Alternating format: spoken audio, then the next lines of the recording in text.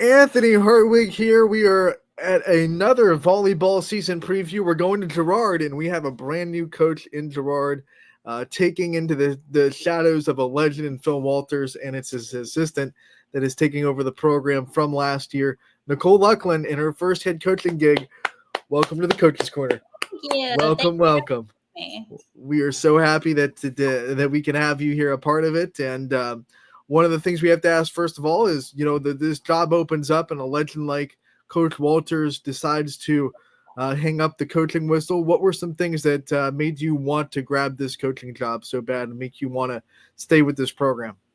I think that was the most important part, is that it was following in Phil's footsteps. So I never really wanted to be a head coach. It wasn't something that any program that opens up, I want to be the head coach for.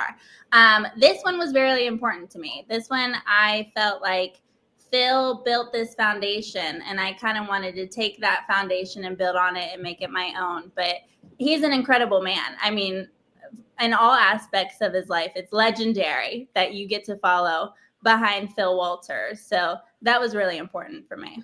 Now, I am just speculating that he did not just retire and then this deuces and it never help you again. So what were some things that he told you or he kind of shared with you when you took the job? What were some things that he helped you with so much when you became the new head coach?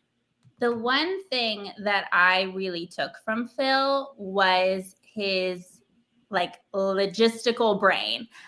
He's very stat driven. So I wanted every single copy of his stat sheets, anything that he used, very well organized in a program. So that was the first thing that I was like, email me everything, please. So I have all of his stat sheets that I'm going to make on my own, but really focusing on the logistics of volleyball and that there's much more than what you're just observing, that there's a numbers game to it. I am so happy that the Phil Walters stat sheets are still going to be a thing. They're iconic. Those are so easy to read in the post-game stats. I love it. That just made me so happy. Let's talk about this roster. I know you lost a pretty good senior group from a year ago, but you still have a good returning core. Who are going to be some of the big leaders that you think of this team that are going to be your second coaches on the court? Absolutely. That's the best way to put it, with them being the second coaches on the court. I've been kind of saying that they are to be an extension of me. And that starts with my senior class. So I have Brooke Perry, Kira Bell, and Ava Serrano that are all returning from last year. They're each Brooke Perry's going to play kind of the same role with the big block in the middle. But my other two seniors are really taking on a different role. And I really want them to step up on the court this year as that extension of me, being those second coaches. In terms of the rest of my team, we're kind of a mix between rookies and veterans. I always hate when coaches say, we're so young this year. This year, we have a little bit of both. And we need to kind of get that experience. So returning from them too, I have Chloe Peaton, who's a junior, Chloe Plant, who's a sophomore. And then we're filling in kind of the rest with the rest of my sophomore class and a freshman. So I'm very excited about what we're working with, and we're kind of building off of what they had last year. A lot of people love to talk about hitters, but setters is where it's at. You can't do anything without a setter, and you're returning the YSN Freshman of the Year, and Chloe Plant probably would have been setter of the year if she wasn't a freshman. We had to give her the Freshman of the Year. What kind of a benefit is it to return someone like that who, your offense is going to be run the way it needs to be run? She can set really well. She knows what to do. What's it like to be able to return a player like that? It makes my job a lot easier to have the kind of core of our system already be thrown into it and have those big dogs from last year.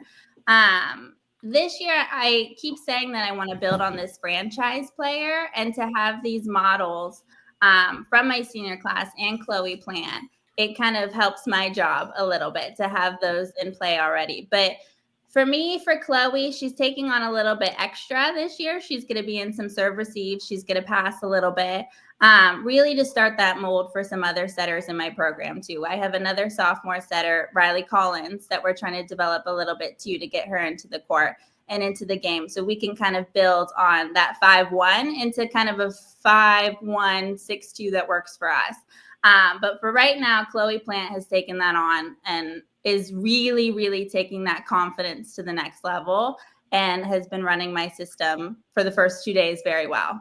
So do you think you're still kind of in the air on if you want to run a 6-2 or a 5-1 and which one you want to really go with, or have you set it? In the air for the entire system until the season starts. I love it.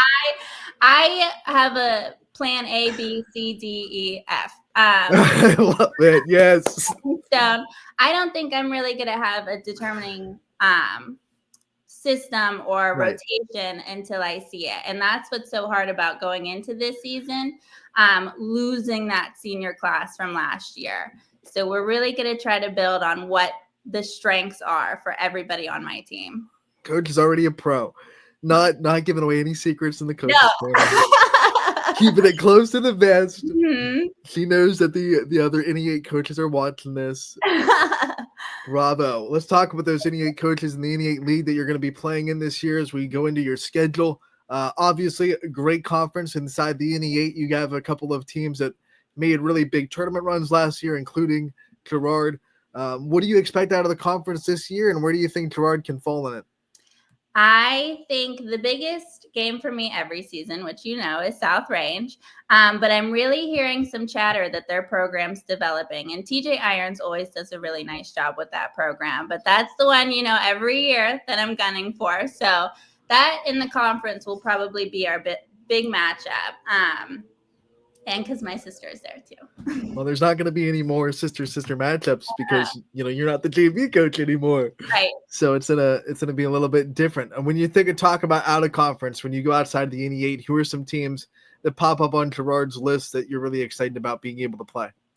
Well, we open up big time. Our first game we open with Canfield, and then we go right into Boardman. So those two teams. Obviously, Canfield will always be a big program in my personal life as well. But Krista does a nice job running it. And with Boardman, Becca Calvin, she invited us to a scrimmage at the beginning of summer. So I was able to see kind of how we're going to work against these teams that have girls that are huge and big programs. So it was nice to kind of have that experience in preseason. So those are two games that I'm excited about. We also have the parochial schools. Mooney, Ursuline are on our schedule too outside of the NE8. And then let's also talk about the other big thing that you have to do when you take a head coaching job is setting up a staff. How did you go about, locking in the junior high coaches and your assistants on the high school side? Who are your staff members, and how did you kind of go about building your staff? Picking my staff was very easy, which was kind of weird because it's so hard to find coaches in the area. But the thing about Girard is that my entire coaching staff is from Girard, except for me. So my assistant varsity coach is Callie J. She played for the program under Phil and then went on and played college volleyball for Heidelberg. My JV coach and also another assistant varsity coach is Emily Scarnecchia, who's been with our program at the junior high level. And then my junior high coaches, my 7th grade coach is Alexis Peaton, who is our big middle from last year. She's going to hop on our program and help at the junior high. And Erica Teeter will be our 8th grade coach, who also played for the program. You got someone right away. Oh, yeah. Right after they graduate. Get back in here. We want you. Like, where are you going to college? And then I snatched her up. I got her on staff. Those are two players that we covered on YSN. They're fresh enough that we've been a part of their journey. So excited to see them back in the coaching world and wish them, of course, the best of luck in their seasons. Let's also just talk real quick about some of the things being a head coach already. I know you've only had a couple of months for it, but with the summer and now the official start of the season, is there anything yet that has surprised you or that you didn't think was going to be quite the way it was that is now all of a sudden a reality? We've had a few hiccups. And like I said, I'm a plan A through F person. I like to trial run things. I'm very observation based. My puppy's right here too. He's very interested in the season. But I didn't realize how many hiccups I'd have so soon. I thought it would be a slow process. So the one thing that I'm kind of creating as a theme that I've told the junior high up through my program and the parents at the parent meeting is to trust the process, and Rome wasn't built in a day.